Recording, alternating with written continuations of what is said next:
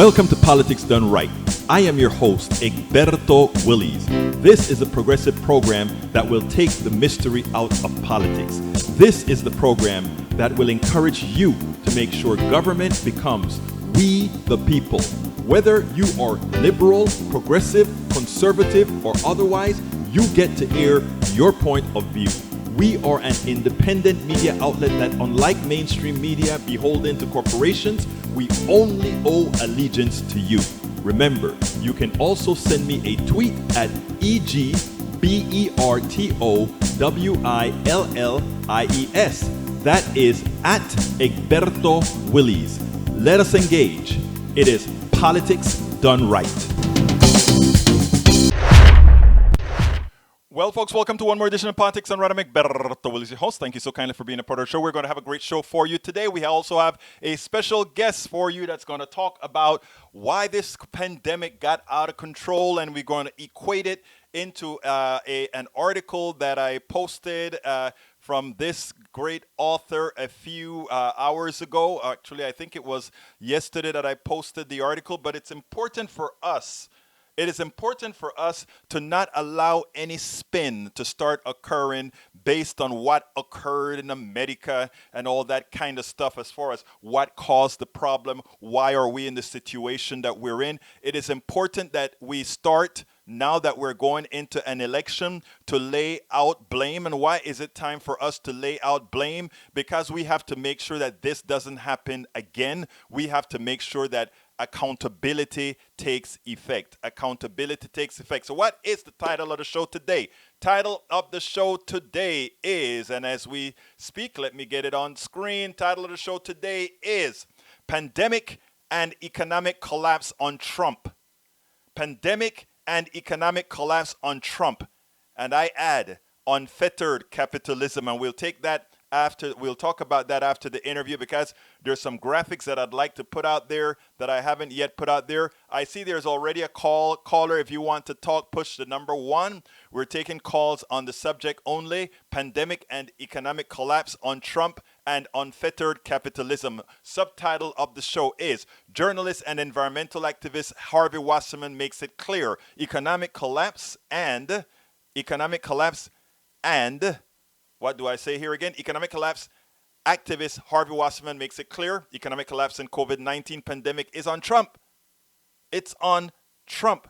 Unfettered capitalism as well. We must stop dancing around the fact that the COVID-19 pandemic did not have to cause this new Great Depression. We must come to that conclusion. A lack of leadership and an economic system that rewards it is to be blamed. And those that benefit the most from it, the parasites of our society, who as well are the beneficiaries of most of the spoils, are to blame. And as Harvey Wasserman eloquently articulates, Donald Trump is the tool, the puppet that not only got tens of thousands killed, but tens of thousands more to come. This death wish on Americans is not over. This death effect on Americans is not over. This death effect coming to pass. Let's see, 850, before I get started with Harvey Wasserman, I'll just go ahead and bring you in. Now again, let's go ahead. Go ahead, caller from 850. Oh, hey. So I watch your show from time to time. Yes.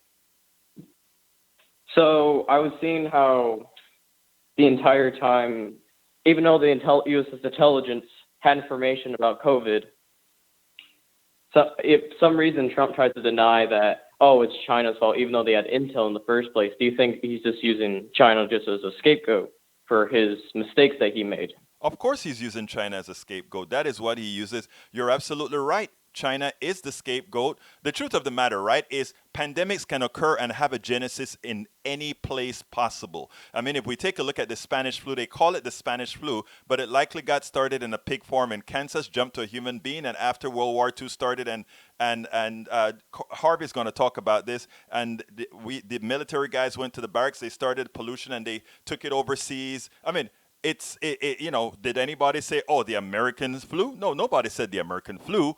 Calling it the Spanish flu, calling it the China flu or whatever. in the context in which Donald Trump did it, it was set to put blame. But you're going to see with the interview that we do why the blame goes directly to Trump. Anything else you want to say, my friend?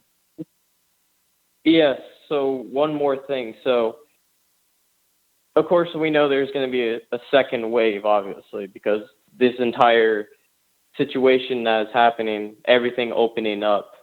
Also, I want to bring into the audience that a lot for Florida, they haven't updated their unemployment thing, so they won't look bad. For example, I had to file unemployment because I worked at the restaurant and was forced to close down, but they leave mine on pending. But if I go to ask for unemployment, they said they're not accepting calls at this time. Right. So I feel Go ahead.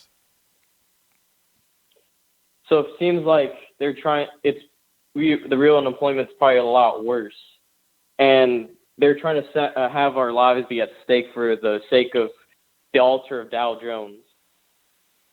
You're absolutely right. That the numbers are wrong, and they're wrong. They're wrong. They don't want you to know how bad it is, but they also want to start to give you the impression that the government is not going to do it. We, the people, are not going to do anything more for you, even though the government, as under Donald Trump, is the one who caused a whole lot of these issues, which means you should be getting some sort of a recompense for the failure of the government. They're telling you you're not doing it, and you know why they're telling you that? They want you to be in such dire straits that you have to go risk your life to go work to make these numbers look better.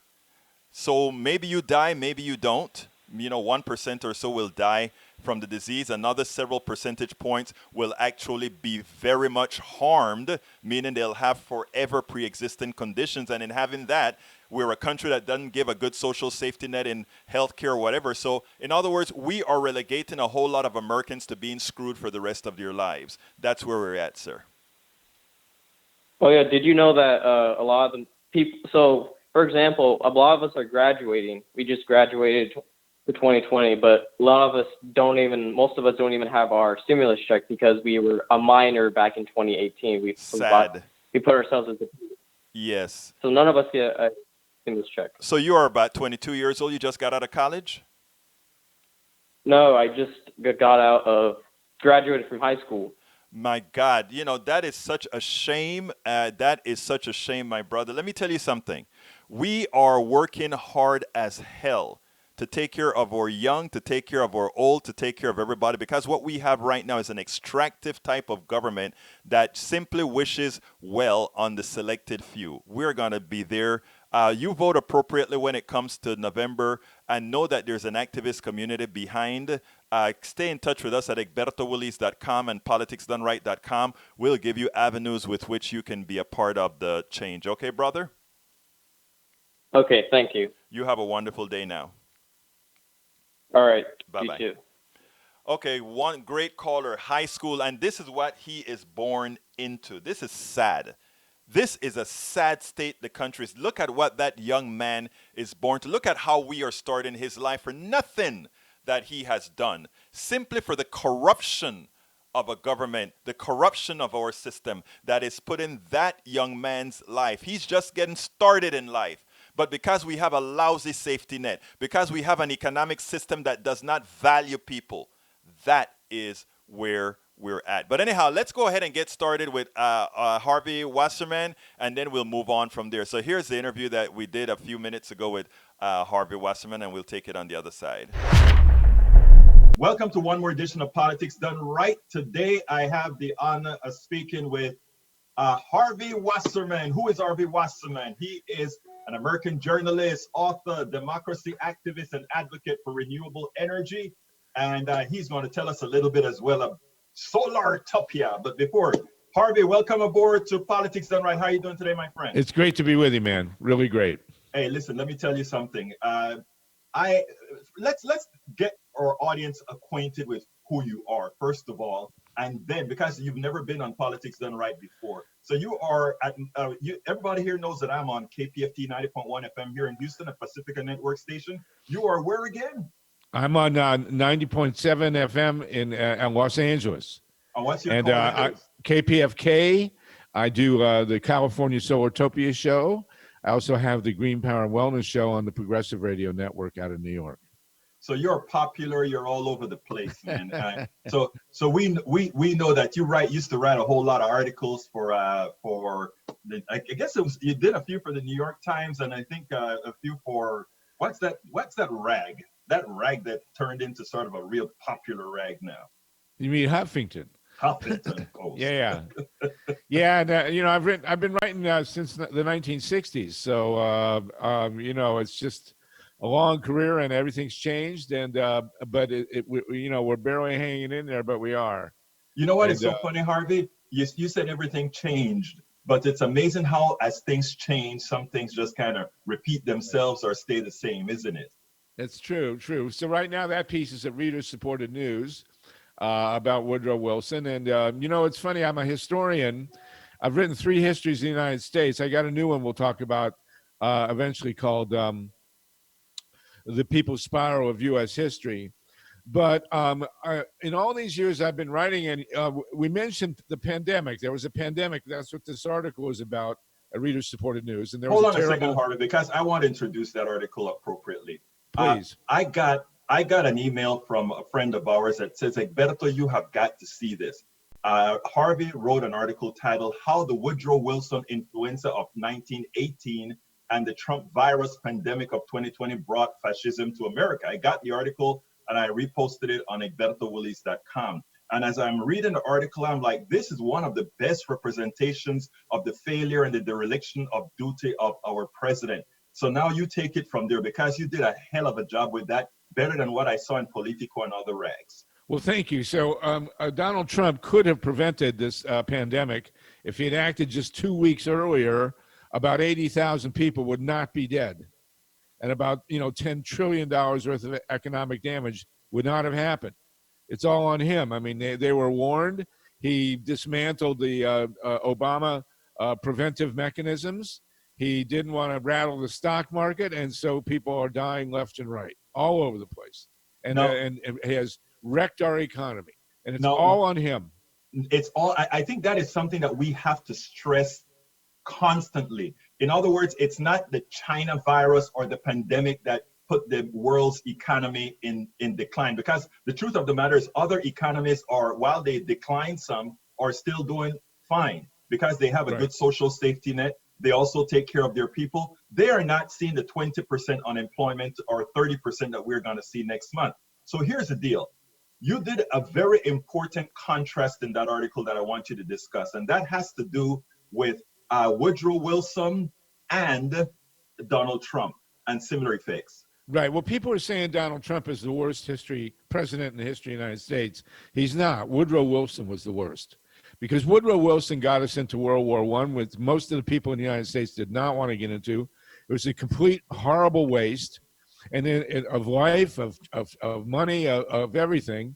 And in the middle of it, there was an epidemic of flu that broke out in southeastern Kansas, where apparently a virus passed from a pig to a farmer, and then the farmer was enlisted in the military, and he went to this base.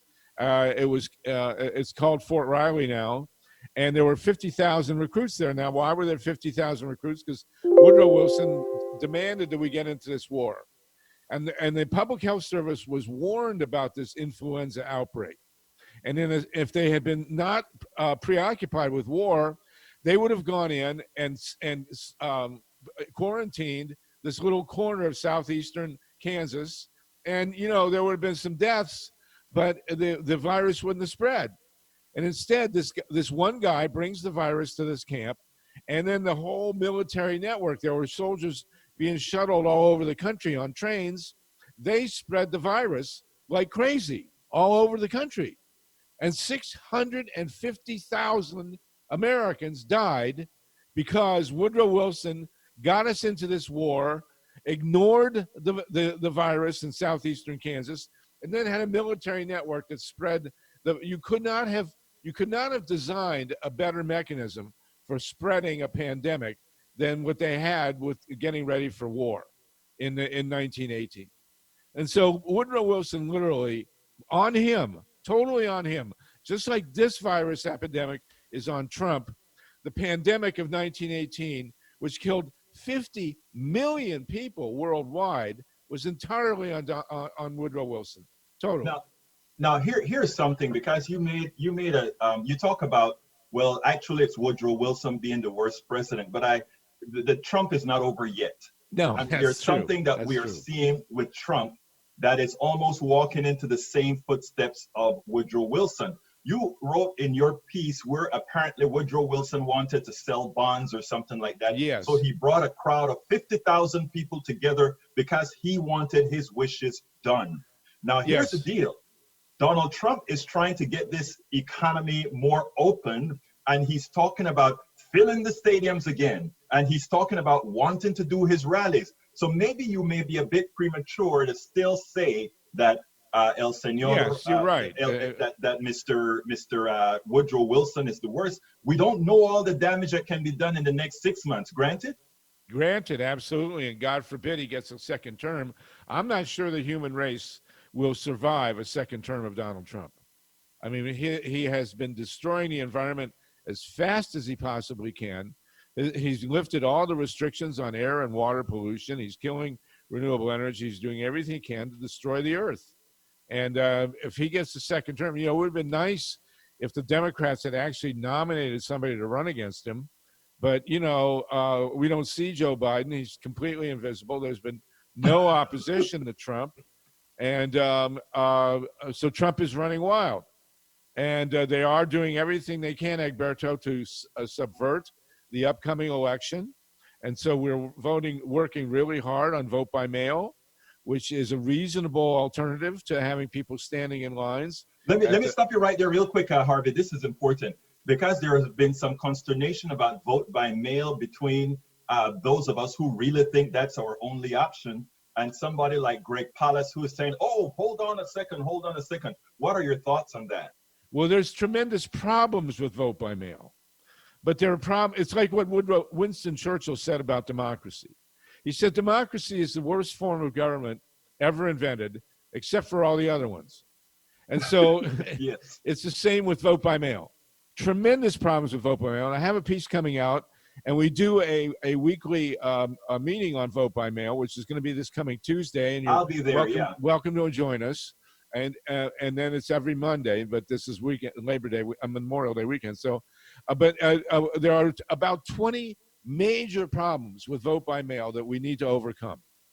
But the point is, the previous elections, we've had 117,000 voting places. And in each voting place, the election board can find a way to steal the election. So at least with vote by mail, we've got kind of a unified thing. And the key is it's on paper. That's the number one thing about vote by mail. You get paper ballots, and they can be counted. Traceability. Yes, absolutely. It's a world of difference. We've been lobbying for paper ballots for a long time. This is a gateway into paper ballots. Now, these Republican legislatures are doing everything they can to sabotage vote by mail. And, it's ironic. Trump is complaining that if we go to vote by mail, there'll never be another Republican elected. Well, the first vote by mail election that we've had since he said that was won by a Republican in California, for God's sake. So vote by mail is the way we're going to have to go, but it's everybody listening, you got to be a poll worker. You got to focus on your local election board and make sure it's done right. It's not that complicated. There are a lot of things they can do to subvert it, but vote by mail is definitely workable if people keep their eyes open and get involved. And we have, like less than 6 months now till the election. And Egberto, it's really not a national election that we have here. Right. It's an election in 6 states, and then maybe 6 more, and then maybe 6 after that. Maximum 18 states are going to decide the election, and most likely it'll be 6. And so in these swing states, people really got to work and focus on protecting vote by mail. That's the key. I agree wholeheartedly. Now I'm getting a little bit more positive with the Democratic, with how Democrats are running. I saw an ad today put out by Jimmy, I don't remember his name right now, about for the Senate, Senator Lindsey, and how they really are starting to put some meat. Democrats have been sort of tepid in the way they normally fight battles. They're starting to put some teeth into it. But there's one concern that I have. There's an article that came out, I think, in Politico or one of these other rags that said that there's $20 million that Republicans are investing in sending these right wingers to be Yes. poll watchers with guns, etc. Right? Right. I want to see Democrats not say, "Oh, that's such a bad thing. They're trying to scare our people." I want to see Democrats come out and say, "Well, you're coming there with a gun. We'll be coming with a bazooka to guard you with a gun." Right. I want Well, us. I want us to not. When I say us, I'm talking Democrats. I want Democrats to not cower to say, "Oh, please help us because there's somebody that's going to come and watch our polls with a gun." We say, if you come with a gun, we're coming with a bazooka. well, if they're going to have 50,000, we have to have 500,000. That's the way it's got to be. But one thing is, Egberto, the polls themselves will not be the real, people coming out to vote in person will not be the major focus of this upcoming election. That's why they're so scared of vote by mail. So what's happening is these Republican legislatures in the key states are putting all sorts of restrictions. You got to have a witness, you got to have 2 witnesses, you got to have a notary, the signatures got to match this and that. Right. And then they will subvert the mailing of the ballots, and they'll mail them later. They'll have mistakes on them. And we have to be right in their face on every one of these details. Well, we have to make sure that the vote by mail is done right, and that we know what's the volunteers on this democracy side have to know every detail of what's happening in these polling stations. Harvey, and that is why what you're doing right now is so important. That's why what we're doing is so important, because it's not only important for us to. It's good enough that it's not good enough that Harvey knows this stuff. Okay, Harvey got to be able to get out there and make sure that other people, because this you would think would be making massive news on all the stations that are supposed to be liberal, right? It's not. Right. These issues are not. And that is why we have to invest into making sure that we use the alternative media to get this stuff out, which what you're doing right now, perfectly. What you're doing with the calls that you have weekly, perfect. We've got to expand that and move that out, in my humble opinion. Right. And we don't have much time. Right. So everybody listening in, you've got to go to your local polling station. You got to get it. You got to make sure that you're part of the vote count, that you're there on the day of the election, that the ballots get out properly, that they're properly printed. I got into this because I was living in Columbus, Ohio in 2004. I've been an activist since the 1960s, but this was not an issue that occurred to me, election protection. And we watched my buddy Bob Fitrakis, who's a political scientist, and we watched him steal the election of 2004 in 100 different ways. And we've been monitoring it ever since. And that's why I'm supportive of vote by mail, because it's so much simpler, and because it allows people to, we know all the different things they can do. When you got 117,000 voting stations, they can do 117,000 different things. Here they can only do about 20 to really subvert it. And we have no excuse. People need to be in there. They need to join the election board. They need to be poll watchers or poll workers. They need to be part of the vote count. So when these clowns show up with the AK-47s, we're there, there's one of them, but there's 10 of us. And we say, no, you're not going to do this. And that's how it's got to be. And we got no excuses here. We know who Donald Trump is. I wish we knew who Joe Biden was, but that's how it is. And we just got to push ahead here. And there's no surprises, and there's no excuses. Absolutely, Harvey. Okay, Harvey. Before we close here, tell us a little bit about Solartopia. Well, Solartopia is a vision of a green-powered Earth. It means that we know, again, how to save our Earth. And one of the big things, we got to go vegan, because meat production is destroying the Earth. We got to go 100% renewable energy. We got to recycle everything, but more importantly, we got to manufacture stuff that's not wasteful. We got to clean up our air and water. And one of the other things, Egberto, is big debate about population. The only reliable way to have population growth slow down and population drop is to empower women. Exactly. Women need to be in control of their own bodies. They need to have access to education, access to reproductive freedom, equal income, and power. There's an article that's circulating. It was in the New York Times. The countries that have handled the virus epidemic the best are all run by women. Germany, New Zealand, it's like across the board. So you and I got to say, our gender, the biggest failure in human history is male domination. You know, I agree. we're going to have to step aside. And you know what? My wife said I could say that. So, But you know, you know what is so funny? I've been the good thing about that is I've been preaching about women taking over for a long time. I've said we've had our chances and we failed. Okay, yes, time yes. time And to Donald move Trump on. is the ultimate failure of the male lunatic. You know, I mean, give me a break. I am So, with you, Harvey. So Harvey Wasserman, American journalist, author, democracy activist, and advocate for renewable energy and much more. Thank you so kindly for being a part of Politics Done Right. You will be back again, and we'll continue to really push that progressive message to make positive change, brother. and you come to our seminars, our meetings on election protection, and we will keep going, brother. Keep at it. Absolutely. Thank you. Okay, I hope you enjoyed Harvey Wasserman, a good guy, really pushing the progressive movement as well out of California and what is it? WK, I forgot. What are we? We are KPFT. I think he's on KPFA in Berkeley, either Berkeley or LA. Anyhow, I'll check that out later on. Anyhow, folks, I want to show you something. Okay, this is our president, who, you notice Harvey already pointed out a true fact, and that is this president is directly responsible for the pandemic effect on the United States. He's directly responsible for the cratering in the economy. He's directly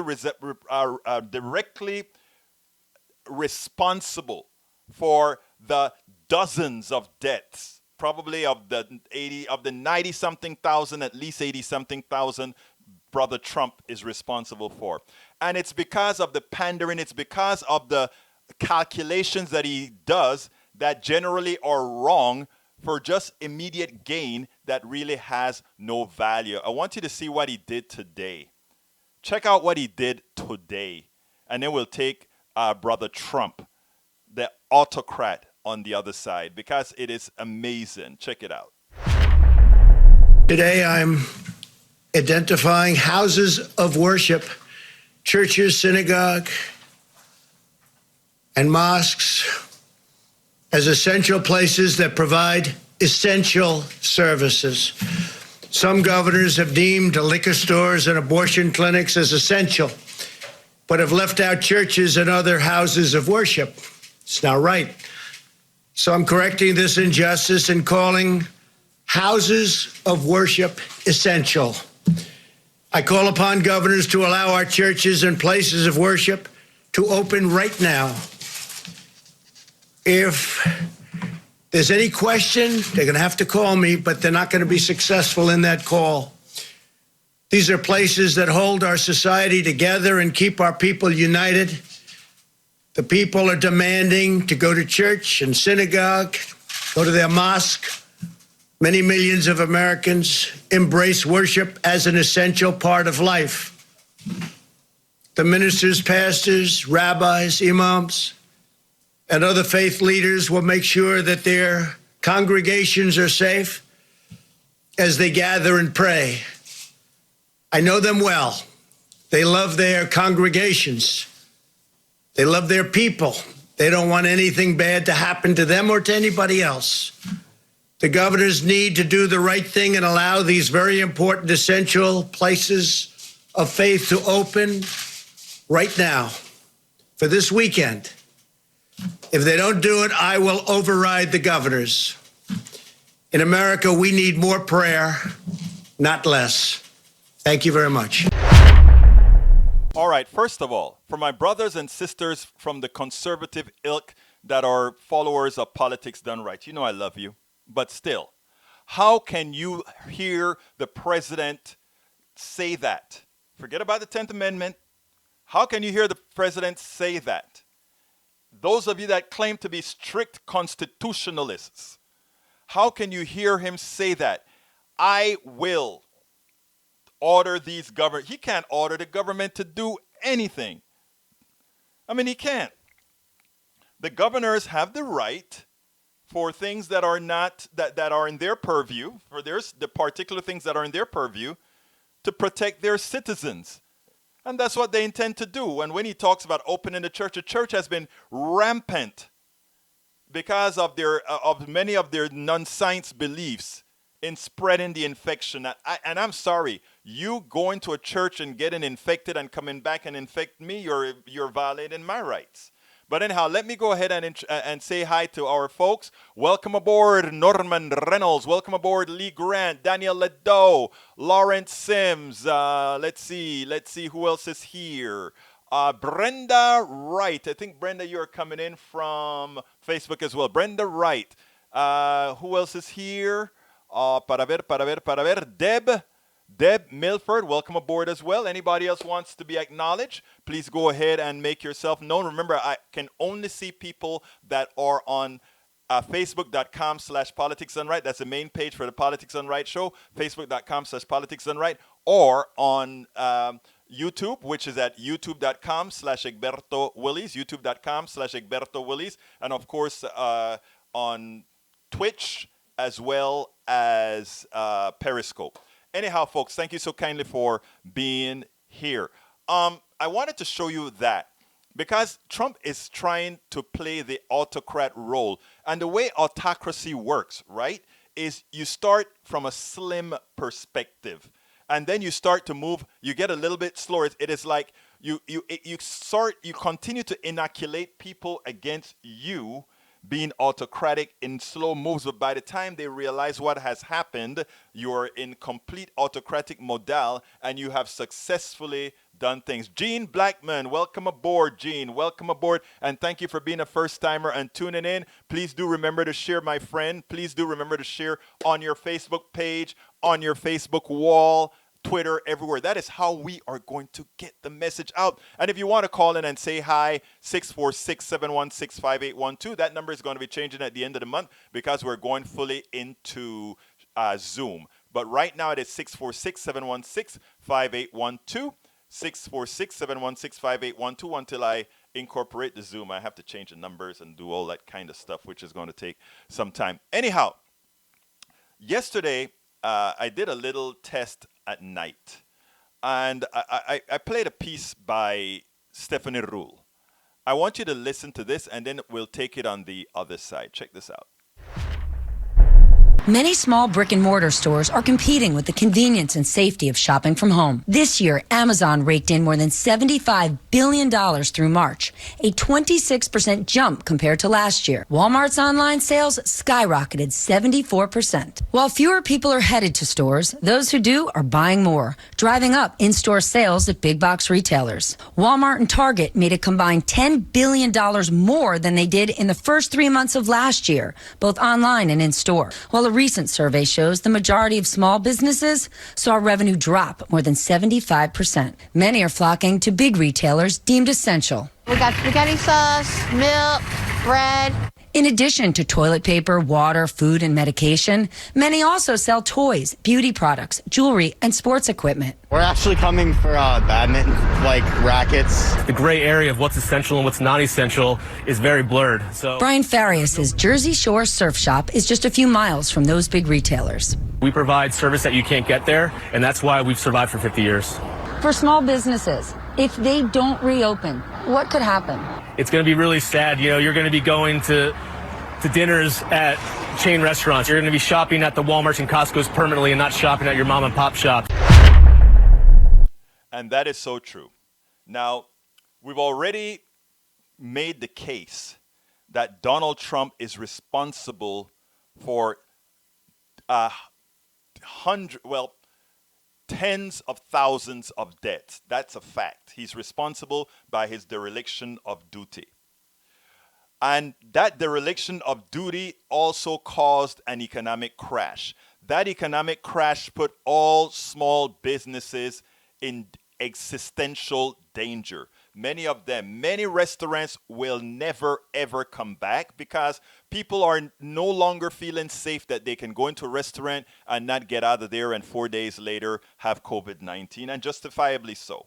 So therefore, indirectly, one can claim that Donald Trump has killed off business. But in the process of doing that, instead of mitigating that failure by using the power of the government to keep these businesses alive by paying these businesses for the status quo motion. In other words, we continue to pay their rents. We continue to pay their employees so that when this stuff is mitigated, they can start exactly where they stopped off. Because remember, in a pure capitalist society, right, what you really have is the market dictates everything, and but in a civilized society, not a capitalist society, in a civilized society, in free enterprise society, what we do is we mitigate things we can't control. Isn't that right? Isn't that what we should be doing? Isn't that what we're supposed to do? I made a graph. While I was playing Harvey, I was kind of behind in doing things, but while I was playing Harvey, I made a graph. I wanted to kind of give people a mental picture of capitalism and sort of why it fails and what we can do about it. So what I'm doing as we speak is I'm putting that up on the screen. Actually, I'm building it out as we speak here so that you can see what I'm talking about. Okay, this is a graph, and you're just going to hear my voice and see what I'm talking about. Take a look at that. I was trying to see how can I best explain to my audience the flaws of why we say Donald Trump is to blame and why capitalism actually is going to be a failure in the system, and the failure that we can all see in real time. On the left-hand side, you see a picture of what I show as unfettered capitalism. That is, you think of society as being a circle. You take capitalism as being a square. There are good parts that runs, when it runs right, everything looks like it's running okay. But then you force, in effect, you try to force capitalism into that society. And what you get is you get a whole bunch of stuff breaking. You see those parts that are in black? Those are the parts that didn't fit, so we just throw them away. So that is our poor people being thrown away. That are the sick people being thrown away. Those are all those pieces that get thrown away because you only care about what's working right for you. So unfettered capitalism looks like that. The corners are just thrown to smithereens. Who the hell cares, right? Now, regulated capitalism, if you take a look at it there, all those portions that you see in red, right, becomes the portions that, well, capitalism is now the square, right? These are the things that work fine. But for what does not work are those red areas, right? Those red areas in this case now are social programs or Medicare for all these things that capitalism doesn't take care of. So we still get that nice circle that everything fits in, unregulated capitalism. But even regulated capitalism has some issues, right? What we really want is free enterprise, and free enterprise is expansive, right? Regulated capitalism always maximize itself onto that square.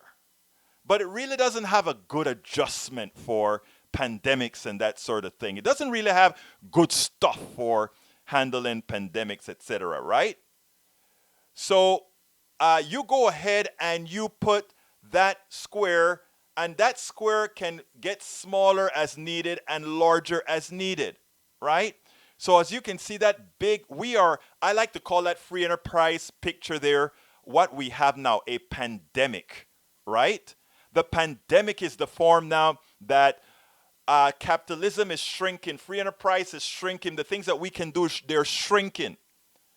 And as they shrink, our government fills the gap and says we are going to continue to make society whole. Society remains constant. People are going to live. People are going to exist. People are not going to be in pain that says, oh my God, where am I going today? How am I going to eat today? How am I going to live today? Free enterprise with a very strong social safety net. Something that even unfettered, or rather regulated capitalism is not good at. Because still, we're trying to unjustly determine who are losers and winners, who are going to be the chosen or the unchosen. A lot of people like to come on the false belief that somehow capitalism is the fittest shall survive, and if you're good and you are able to do a good product. I always like to give the example of Bill Gates. I love Bill Gates. I think Bill Gates is an honorable man. I think Bill Gates is somebody who wants to do good. I think Bill Gates is somebody who is doing good. But the fact that Bill Gates has acquired the billions, and by the way, he's given it away and he's doing good with it, but it was not his right to have attained it to give it away. He did everything by the book. He lived a legal life. He followed the laws of capitalism, but the laws of capitalism failed America as it went very well for him. Because the people who actually designed the products that made him a billionaire weren't the ones who benefited from the success of that product. Think about that. I like to talk to people on the beginning, the genesis of Bill Gates. He created a product, he licensed a product called MS-DOS to the first computer, the first personal computer that was successful, the IBM PC. IBM needed an operating system. Bill Gates didn't have any operating system. Bill Gates was a basic programmer, something that we were all basic programmers in the days. So he found a company in Seattle. I'll give you $50,000 for that. Oh, okay, yeah, I'll take the $50,000. And he maximized that $50,000 by licensing it to IBM. But he had the wherewithal. He was chosen, right? He was chosen. He had the capital with which to do that. These other guys didn't. So he followed all the rules of capitalism that said you don't have to be good. You don't have to be great. You just have to be able to have some capital. You just have to be able to have the wherewithal to work in this system. But you know, this didn't start with Bill Gates. It was the genesis of this country.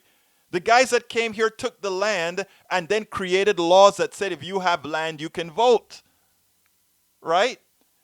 The people in Texas that owned the millions of acres of land that was once owned, or not owned, but once roamed by the natives that never believed that anyone could own land given by the supreme being, that we are just here, that everybody can be the steward of land, but who can really own land? But they say, oh no, we own land, and in the process of owning the land, we have the mineral rights, and we can do all these things with it, and we can grow our capital. Well, those people who never had the wherewithal to own land, those people who had never had the wherewithal for any of that, they are on a permanent, they are at a permanent disadvantage. Why are they at a permanent disadvantage? They are at a permanent disadvantage because there is no way in hell they can ever catch up on average. Now, there are the exceptions. Let's look at Oprah Winfrey. Okay, Oprah Winfrey built a big stage with her talk show, etc., and enough people liked it. But again, she was chosen. There are a lot of good people who can talk. But Oprah was chosen. Somebody said, I am going to invest in Oprah. She was the lucky one who got chosen because there are not enough spots for people who are just as good talkers or analytical expression or being able to speak to people. There are not enough spots for that, right? And those are sort of the defects in capitalism, right? All people are not given equal access to success. Only the chosen gets equal or gets access. And there is a cabal, the group of people that controls everything, that selects who will be chosen. I remember when the internet was just coming about, right? I worked with a whole bunch of kids. This was a group called Jack and Jill, which was it's a group that sort of flourished in predominantly white areas with a small number of minorities to kind of keep them, to kind of give them a place a place to be and do good charitable things, that sort of thing. And we would have talks, and people would talk about, well, we cannot succeed because, well, you know, racial issues and other issues. And I remember when the internet came about, I was one of the biggest proponents of the internet because I used to say things like, you know, for once now we have a technology where you can get ahead based solely on your deeds. Nobody has to know what you look like, because if you're producing a product, if you're producing things, you're only going to be judged by your merit. Right? And I was wrong. Because again, the internet was able to evolve into a platform that still could create its chosen.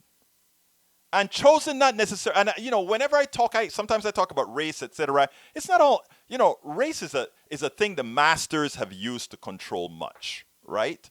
Because race is stupid, race don't mean nothing. We have allowed the masters to put us against each other so that they could control us all.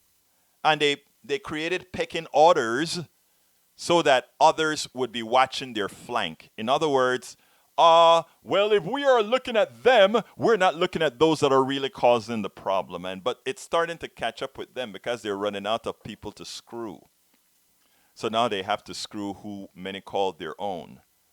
That's where the system is at right now. But it is so important. I have a lot. I kind of let the time get away from me because I only have 13 minutes, and the other concept that I wanted to bring in, I don't have the time to hit that. So I won't bring that up because that's going to be an extensive subject. But what I want to leave with you is more simple. We have the opportunity with COVID-19 to get engaged and educate ourselves. I am being educated. I listen to so many people. I read the words of so many people and then try to give it the not only the fact check, but the possibility check. It is like, where are we heading to right now? If all these restaurants are closing right now, if all these small businesses are closing right now, it's not just these small businesses that are in trouble, but it's the feeder to the baker. It's the feeder to the restaurant. It's the farm to the restaurant. The butcher to the it's all these other ancillary businesses that are going to be harmed. And then I look at the numbers as Stephanie Ruhl went out and started to talk about. When she talked about, or the guy that she interviewed talked about, the big guys who have the capital to hold out the storm, to win the storm. And what happens when people start, when the virus has been eradicated? What happens afterwards, right? After the virus has been eradicated, what's amazing is the people left to pick up the spoils. Or yes, again, those big, big, big corporations. And those big corporations, again, now get bigger. And they absorb everything else that was out there. And further takes us into indentured servitude, who is solely dependent on them. Because if Amazon is the one selling you mostly everything, they rule. They tell you who, what, when, where, everything. If Walmart and Amazon are the choice, then the fight just becomes between Walmart and Amazon. And you try to find your niche where you can find your niche, but they're controlling the supply. And therefore, for anything that they decide to sell, it's theirs. Further, you decide to have a successful product that none of them sell. Ultimately, they pick it up. And you say, oh, okay, well, you can patent something or whatever. Yes. But then again, they will be the one controlling the rules as far as how patents work. I wrote that in my book, As I See It, Class Warfare, the Only Resort to Right-Wing Doom, how patents are actually used to control as well. So where I'm going, my friends, is we have a lot of work to do right now during this pandemic. It is essential that we engage. And how do we engage? What directive can I say, let's do right now? Why do I want a lot of this shared? Because I have a particular directive I'd like to beg of you to do. I want all of you to call everybody that listens to this. By the time this is all over, we're going to have about 5,000 people that are going to would have listened to this. And if you go ahead and share more, we'll even have more than that would have listened to this episode. Maybe 10,000 if we get lucky. What I would hope that you do is ask every single one of you to start creating a critical mass. Call your senator, your one congressperson, and your 2 senators, and tell them to pass Bernie Sanders' bill on giving $2,000 every month to every American until this is mitigated, until we have mitigated the coronavirus, so that we can keep them inflated. Number 2, make sure that we start writing laws that prevent the unfettered growth of the Amazons and the Walmart. They are public companies that have an identity. I forgot the Supreme Court rule that gave them personhood. Yeah, you know that? Did you know that corporations are people? What is it? Pacific Railroad versus, I don't remember the particular Supreme Court rule. So let's do that. Let's start definitively doing things that matter. Call your congressperson every day. Send them a letter. Send them a fax, written letter, email letter. And we have to create this massive movement where the lobbyists' money means they don't necessarily get elected by said lobbyists' monies. We have to do that. We have to get engaged. We can't sit down and wait to see what they're going to do for us. We have to tell them what we want them to do with what we have provided them. We have sovereign currency in the United States. We can do it. All right, let me run to I only have about 6 minutes or so to run to the screen. Okay, welcome Norman Reynolds, Lee Grant, hi all. Lee Grant says, if Trump's fault, what about China? What about China? Okay, what about China? I don't care. No matter what China does, let's say China sent an airplane full of COVID-19 people as soon as we found COVID-19 anywhere. And since the CIA knew about this back in November, we should have been ready to take it over right away. This didn't happen in January, as you're hearing. The CIA in the president's daily briefings knew that there was this pneumonia going around in China that was very hard to handle. We should have been ready. We were not. Ebola could have been bad. Obama did it. And if I'm not mistaken, Bush had a potential pandemic as well. It did it. If you follow the CDC, the old CDC, the CDC that was run by scientists and not politicians, yes, we have issues, but we would not have gotten to this point. Daniel Ledo, so just who are you going to blame the coming economic collapse? The economic collapse is directly, there's not the coming economic collapse, Ledo. The economic collapse is currently going on right now. We are already in an economic collapse. It just takes a while to permeate because people still have reserve. People still have a little bit of savings. People still have a little food in their pantries. People still have a little gas in their car. The economic collapse has already begun. The economic collapse has already begun. It's just going to get worse, and it's just going to get worse. Lee Grant, the Wuhan virus, I don't know what you mean by the Wuhan virus. You mean the Kansas virus as well? All right. Lawrence Sims, another dangerous, deadly, desperate attempt by dirty Donald Trump to get reelected. Yes, he's doing that, but he's going to get a lot of good Christians killed. You're right. Lee Grant, Italy is seeking compensation from China for their losses. I don't think any country has clean hands here.